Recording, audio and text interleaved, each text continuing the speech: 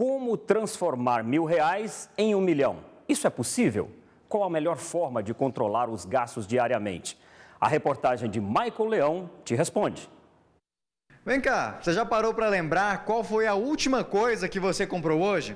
E se formos além, durante a semana, lembra dos gastos diários que nem precisava ter? Nas escolas, desde o pré, deveria ter essa questão da controle, financeiro, para a criança já aprender. Eu não tive, Agora eu me arrependo. E se o dinheiro estiver assim, trocadinho, fica ainda mais fácil dele não voltar para casa. Aí vai embora. Aí você compra coisas supérfluas, compra o que tem vontade, que é mais fácil. E aí realizar o sonho de juntar uma graninha para fazer aqueles planos. Complicado, cara. E eu tenho 2 rendas, trabalho de noite para se manter e tá complicado, tá difícil. Tudo aumentando, energia, água.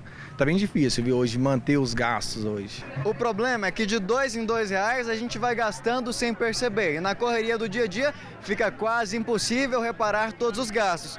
E não tem outro jeito. Para quem quer juntar uma graninha extra, tem que se planejar. O Marcelo já tem até uma estratégia para controlar os gastos. O senhor tem costume de anotar o que gasta durante a semana ou não? Durante o mês. Durante o mês o senhor tem? Tem. Por quê? Gosta de juntar dinheiro?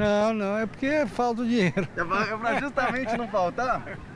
E se você não tem nem ideia de como começar a organizar suas contas, tem um canal no YouTube fazendo sucesso com o Primo Rico. Eu já sofri na pele o que é você quebrar, você perder tudo que você tem. Isso não é nada legal e é bom ter um fundo de emergência para esses momentos. Mas, supondo que eu já tenha meu fundo de emergência e tenha R$ 1.000 para investir, o que eu faria com esse dinheiro? Pois é possível realmente transformar R$ 1.000 em 1 milhão? O Thiago Nigro, que é o autor desse canal no YouTube, está aqui para falar conosco aqui no Jornal do Meio-Dia. Boa tarde. Muito boa tarde, amigo. Eu quero sair daqui milionário. É? O que fazer? Poxa, a mágica não existe, né? A primeira coisa que a gente precisa saber é isso, então o que fazer, Thiago? A gente precisa trabalhar basicamente 3 pilares da nossa vida, né? Porque a mágica ela não acontece da noite para o dia. A gente precisa simplesmente aprender a gastar bem nosso dinheiro.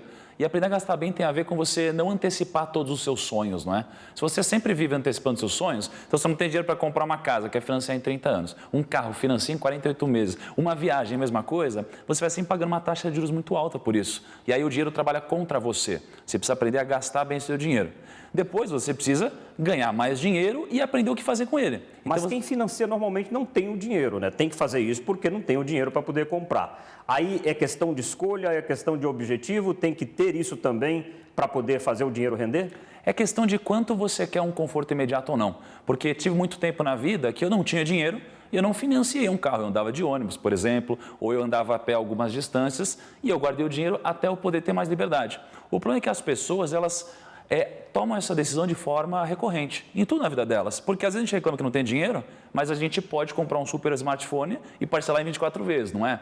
Então as pessoas sempre fazem isso. Você não indica isso? Eu não indico isso. Até porque hoje 1% da população se aposenta com a mesma qualidade de vida, né? Então a gente passa a nossa vida ganhando um dinheiro que às vezes é suficiente para viver, mas a gente acaba sempre gastando mais conforme a gente ganha mais dinheiro. A gente não pode deixar essas duas contas se encontrarem. A gente precisa ter uma reserva para poder investir todo mês, né? O que te levou a ajudar as pessoas, a dar essas informações para as pessoas fazerem esse tipo de planejamento financeiro? Você sofreu na pele também um problema para poder chegar a esse nível de consciência e até ensinar quem tem problema? Sim, eu tinha 18 anos, meus pais me fizeram passar por um momento de privilégio, me deram R$ 5.000, só que eu queria ficar rico, acho que como todas as pessoas, e eu fui investir na Bolsa de Valores sem ter conhecimento.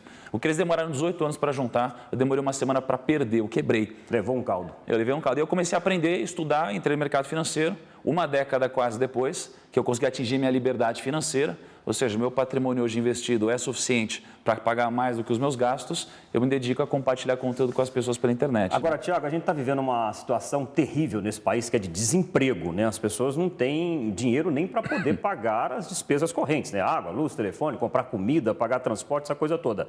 Mesmo assim, diante de uma situação dessa, é possível você economizar? E o que fazer para planejar para uma situação como essa que muita gente está vivendo? Olha, a gente tem poucos caminhos e, de novo, não existe mágica, né? A maioria das pessoas não tem o grande problema em ganhar pouco dinheiro. O grande segredo não é o quanto você ganha, é o quanto você gasta muitas vezes. Para a maioria das pessoas, gastar menos já serve. Para algumas não, porque elas simplesmente ganham o suficiente, o necessário para viver.